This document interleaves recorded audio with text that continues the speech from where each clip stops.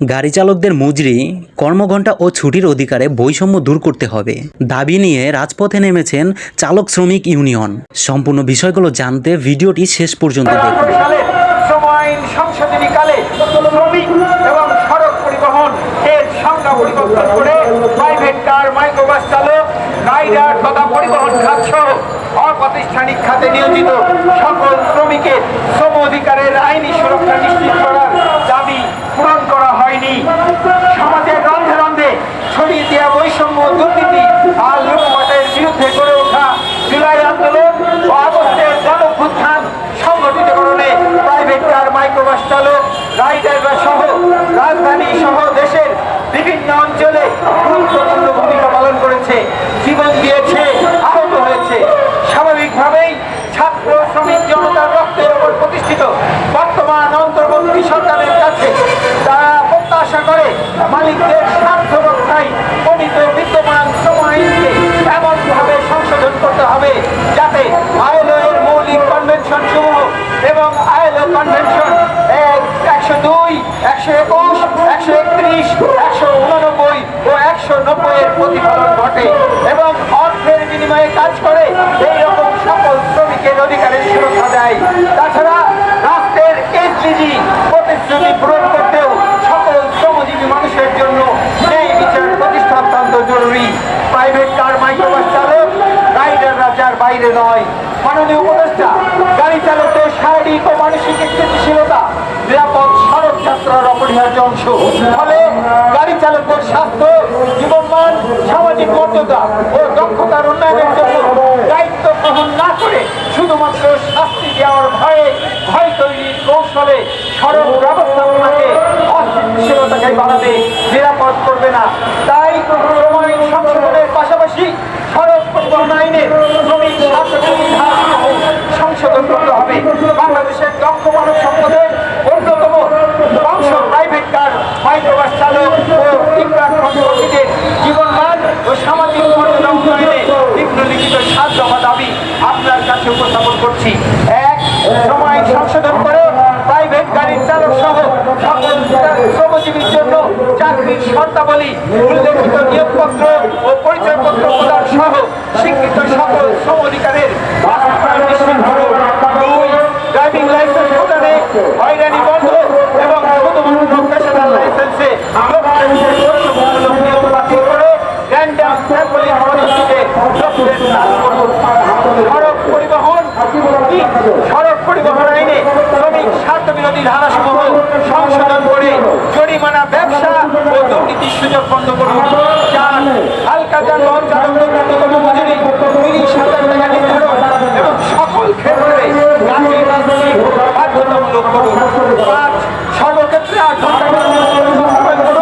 ওভারটাইমের কিছু মজুরি, সাপ্তাহিক মৌলিক ছুটি, উৎসব ভাতা, দুর্ঘটনা, চাকরির অবসানে ক্ষতিপূরণ প্রদান নিশ্চিত করুন। শ্রমিক কল্যাণ তহবিলে ক্ষতিপূরণ আবেদনের প্রক্রিয়া সহজ করুন। 6. সার্বজনীন পেনশন স্কিম নামে বিদ্যমান ডিপোজিট স্কিম সংস্কার করে গাড়ি চালক সহ সকল শ্রমজীবীকে রাষ্ট্রীয় দায়িত্বে পেনশন স্কিমের আওতায় আনুন।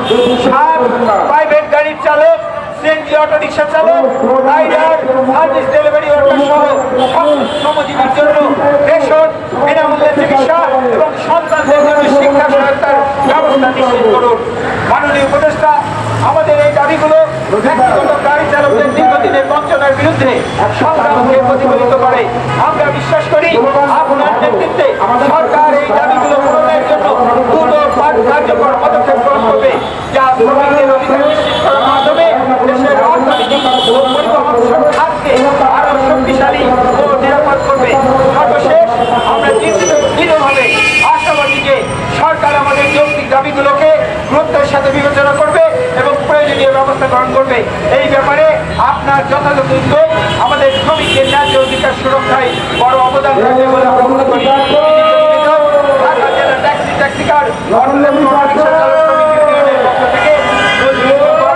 সভাপতি সাধারণ সম্পাদক। মাননীয় উপদেষ্টার কাছে আমরা এই স্মারকলিপি প্রদানে যে বক্তব্য আপনাদের সামনে উপস্থাপন করলাম, আপনাকে সাথে আমরা এই দাবি আজকে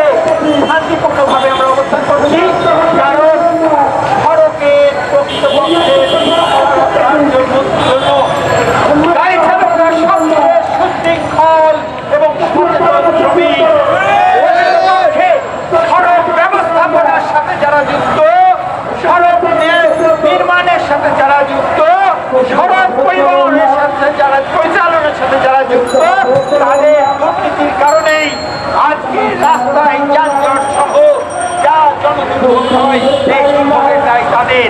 ফলে আমরা রাষ্ট্রকে এই আহ্বানও জানাতে চাই যে সংশ্লিষ্ট যে দপ্তর রয়েছে তার মাধ্যমে নিরপেক্ষ গবেষণা করুন, দুর্ঘটনার প্রকৃত কারণগুলো চিহ্নিত করুন এবং সেই চিহ্নিত করে যার দায় যতটুকু সেই দায় তার উপরে চাপান।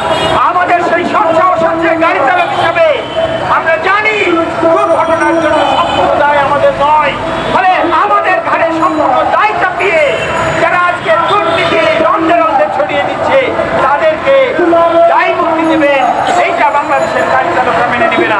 তবে বন্ধুরা, আগামী দিনের সেই সংগ্রামকে আরো দৃঢ়ভাবে এগিয়ে নিয়ে যেতে হবে। আমরা যে সময় এখানে সমাবেশ করছি সেই সময় আমাদের পাশে বাংলাদেশের ভূমি নিবন্ধনের যে সাথে যারা যুক্ত, এই নিবন্ধনের দলিল যে সংরক্ষণ করা হয় সেই দলিল যারা লেখেন, সেই দলিল লেখকদের রেকর্ড লবিস্ট হিসেবে যারা কাজ করেন তারা তাদের চাকরি সরকারিকরণের জন্য, জাতীয়করণের জন্য আন্দোলন করছেন।